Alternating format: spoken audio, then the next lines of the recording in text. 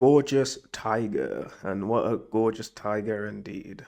The first major new thing we see in this episode is we're catching up with what Otto's up to. He's like getting some pastries or whatever, just making his way back home. And out of nowhere, Gluttony shows up and squishes a guy, just grabs him by the face and squishes him right in front of Otto. And so this scene ends off with us not knowing what happens to Otto, but the sin of Gluttony is right there. He introduced himself to Otto, but I hope my boy Otto's alright. Don't end up a Ram situation again. We can't have two Rams going on. And I don't think in this episode Subaru has any chance to mention Otto. So what if it has happened? And we're gonna find out like next episode. He's like, "Yo, what's happened to Otto?" And they're like, "Who's Otto?" And, oh my god! How is he gonna get out of this unless Reinhardt shows up? That's my answer for everything. And Reinhardt could show up. There's not a 0% chance of that happening. One thing I want to note here is Gluttony. When Otto asks, "Who is he?" he responds in first person, but as if there's multiple of him. He says, "We're the Sin Archbishop," representing Gluttony. And we get his name as well. It's Lai Baton Kaitos? I think Lai Baton Kaitos, so that's how I'm going to pronounce it. I call him Lai. We don't get to see what happened to Otto and Gluttony. We just head straight back over to Subaru. So back to Subaru's situation. Regulus and Sirius are just kind of arguing at each other because obviously Sirius is trying to attack Amelia, who Regulus wants to be her 79th wife. And this Regulus guy, the way he thinks and justifies his action is kind of so annoying, but genius in the same way. Because everything to justify his action, he's always saying in the terms of, "It's my basic human right for you to do this, but you didn't, so I'm just gonna blow a hole through your body now." This is what would happen if a regular child just got this immense power. Regulus is such a child in some ways, but I appreciate that. That's why I give him a pass, I think. He's just a kid doing stuff. I wonder how old he is, actually.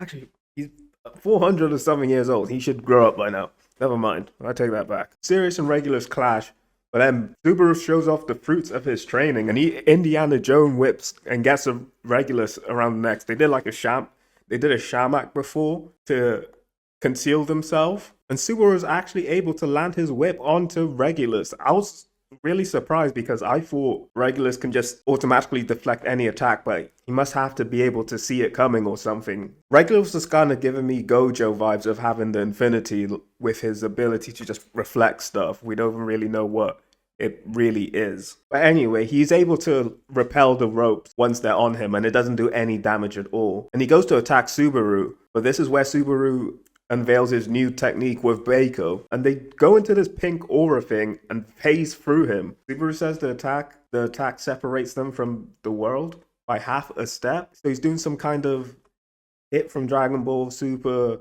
time skip kind of thing, maybe? Because he looks like he phases through him. It just separates him from the world. That'd probably even be a good defense against Sukuna's World Cut and Slash if he just phases out from the world. Subaru getting up there with the power.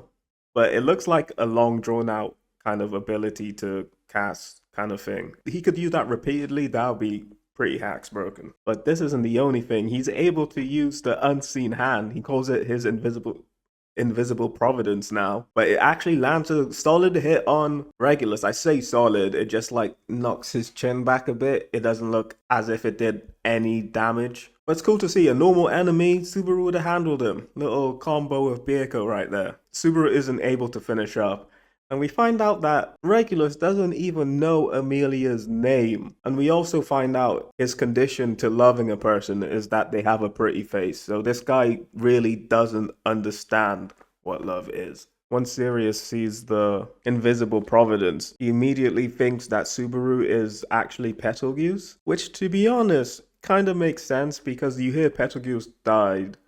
You know he has the ability to hop into other bodies, and seeing his specific witch factor would actually be a reasonable assumption to think Subaru's Betelgeuse in this situation. It's a reasonable explanation, and she's crazy, so she completely believes it. Even though Subaru says, "Oh, if you love me, then don't hurt anyone." She's batshit crazy, so she mental gymnastics her way into saying, basically, "I know you want Amelia, so I'm just gonna burn her in front of you, and I'm gonna burn you too. It's just complete smoke with her, no matter what the scenario is. But luckily or unluckily for Subaru, some church bell rings, so Regulus says 3 times over, basically, we all get to work. And it looks like they're just gonna dip. But why I say unluckily for Subaru, Regulus gives him a little parting present in the form of blasting off his leg. He just takes a shot at Subaru's leg, and he blasts it off from like the knee. The scene ends with Subaru blacking out. I really thought this was just going to be a death scene. He was just going to bleed out from the leg. I feel like that would have been a better scenario. He had to regroup and think again. Regulus is here now. Having that info is vital. Well, at what point does Subaru just say, I have to end it? It has to be pretty dire.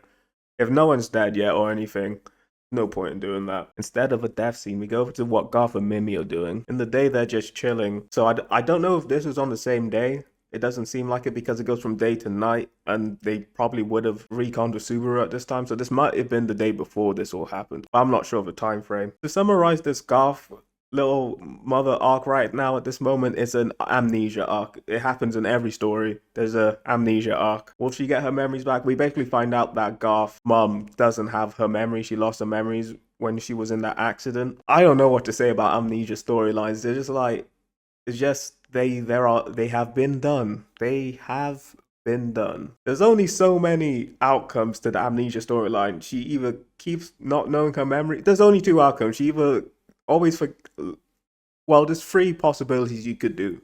You don't tell her, she just doesn't, and she never regains her memories, and that's just it. Sad, but I've seen it done. You can tell her, and she still doesn't get her memories back. Probably even sadder, but I've seen it done. You can tell her, and then she gets her memories back. The happy ending. That's about the only, or you can go another way. You can not tell her, and she gets her memory back, and then she runs back to you. Really heartwarming. That's the best one, actually. But I've seen it done. You know what I mean? What kind of twist with this whole amnesia arc are we gonna get, like, for the payoff? What's gonna be the payoff? 4 options, and we know what it'll feel like, kind of thing. But whatever, amnesia arc. It'll probably be cool and badass, though. It'll be nice along the way. To be honest, there is really, I'm sharing on this amnesia arc a lot, but there is a really touching scene where Mimi lets Garf cry in her bosom because she's a woman who loves Garf. They do have a cute relationship. It's 2 tiger buddies, gorgeous tiger and the chibi tiger just hanging around, palling around and stuff. Pretty cool, pretty nice, pretty wholesome. Very demure. So we get for sure that it's not a death restart. Baker was able to save Subaru, but she also had to save all the other people who had suffered the same injury as Subaru. So they were under the effects of Sirius's ability. We're not sure if it's a X or a curse yet, but it could be one of those 2. Bako's in a coma now because she used so much mana, and I guess Subaru doesn't really have mana like that to replenish her to wake her up. I don't know how they're gonna get out of this situation. I'm thinking, can someone else supply Subaru with mana and then he converts it into his own so that he can give it to Bako? I wonder if there's a function like that someone could do in this world. Subaru wants to take off, but they don't let him, and he's sent to go to this meeting instead, where Wilhelm and the other 2 princesses are, Priscilla and Krush. They're at the Muse Company for the headquarters of this meeting, and Subaru is shocked to know that Kiritaka is actually one of the 10 most powerful people in Priestella, which is wild because he is obsessed with the songstress. She literally has one of the 10 most powerful people in this country in the palm of her hand. She doesn't take advantage of that. This meeting actually dropped some pretty nice lore for us, but before that, they're discussing what's going on in the town right now. Subaru's just finding out about the broadcast there was. The broadcast was from the Sin Archbishop of Lust. Now Subaru knows there are 3 Sin Archbishops.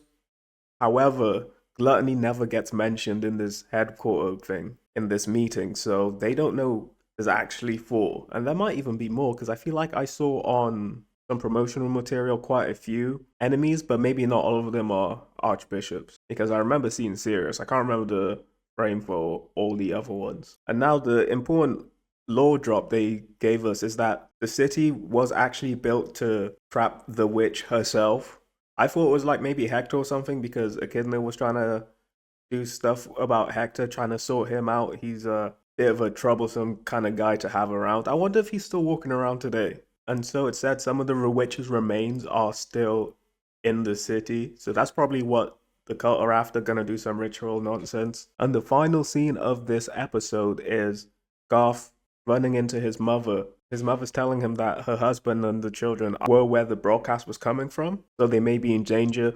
She tells him she doesn't want to burden him with anything. But Garf makes the decision that he's gonna help out his mother's family. And that's where we get the title drop, Gorgeous Tiger. And what a gorgeous tiger indeed, like I said. That's the recap over. Undead Unluck chapter review. I forgot to mention that. There's gonna have to be a double chapter review next week. Just had a busy weekend, but the chapter was pretty good. I wish I did have time to cover it, but I don't. So with that, I'll see you later.